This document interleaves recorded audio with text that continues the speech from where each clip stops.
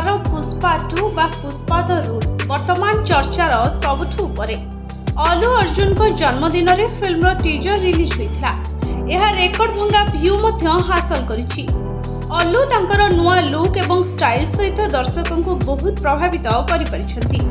एही फिल्म 15 अगस्त 2024 रे मुक्तिलाभ करिवार योजना रहिछि।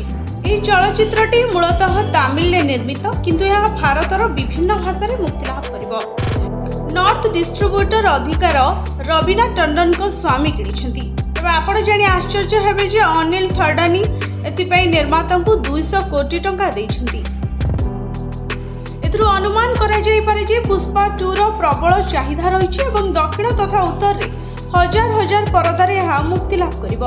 फिल्म एते अधिक चाहिदा देखि निर्माता रिलीज पूर्व